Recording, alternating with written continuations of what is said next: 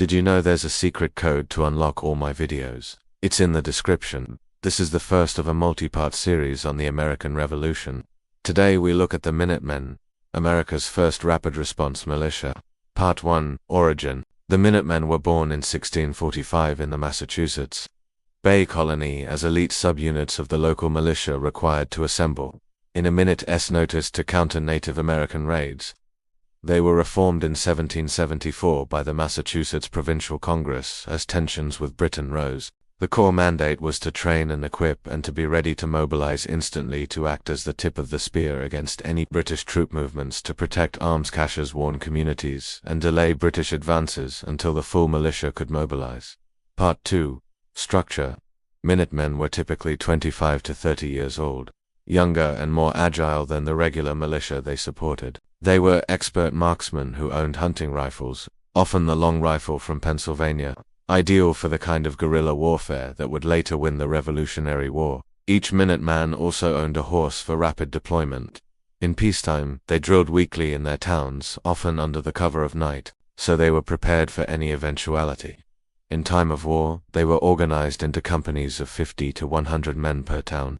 Officers were elected by the members, not appointed, so everyone had a say in who led them. In battle, they acted as skirmishers, using trees and stone walls for cover, firing and moving about in an Indian style of fighting that was at first disparaged by British officers as irregular and unsportsmanlike, but which proved highly effective. They also targeted British officers to disrupt command and control.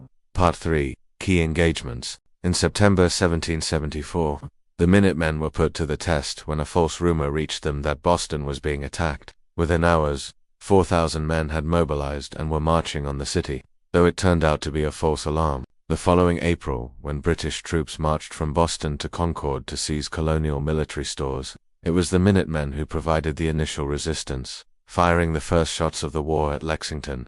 Though their numbers were vastly outnumbered, the Minutemen delayed the British and inflicted 273 casualties, before falling back to join the main force in Concord. There they fought alongside the militia and townspeople to repel the British. At the Battle of Bunker Hill, the Minutemen provided cover for the retreating Continentals, inflicting heavy casualties and demonstrating that colonial militia could stand toe-to-toe with the best of the British Army. In fact, 115 British officers were killed at Bunker Hill, more than at any other battle of the war. Part 4. Tactics and limitations. Minutemen fought as light infantry using guerrilla tactics. Their tactics were suited to the terrain, taking advantage of natural and man-made obstacles to conceal their movements and deliver surprise attacks.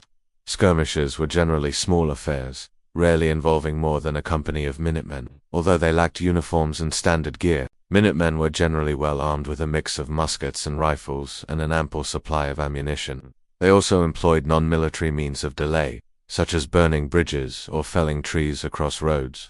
But their short enlistments, generally 3 to 6 months, meant that many left after the initial battles, going back to their farms or taking up longer enlistments in the Continental Army. This also made it difficult to build experience and proficiency as a fighting force. Moreover, Minutemen were reluctant to fight far from home, making them less effective outside their local area. Part 5. Integration into the Continental Army.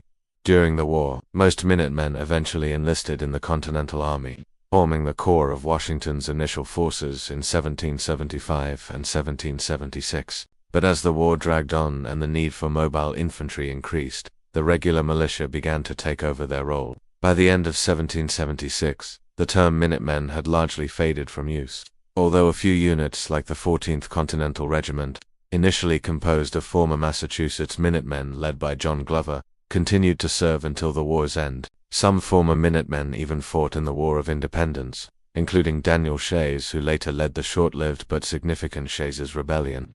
Part 6. Legacy and Myths. The Minutemen embodied democratic ideals, citizen soldiers, farmers defending their liberty with limited training and equipment against a powerful foe. That image has endured, but only 25% of militia met Minutemen standards. Most were older and less mobile. Massachusetts and Connecticut had the most Minutemen, and while the idea of an armed citizenry remains a potent symbol, the reality was that most colonial militias were less disciplined and better equipped. Nonetheless, they inspired the creation of the U.S. National Guard, rapid response units. Today, The Minuteman statue in Concord, erected in 1875, remains an enduring symbol of their sacrifice and bravery. If you want to know more about the American Revolution, subscribe to this channel for new episodes every week. Thank you for watching.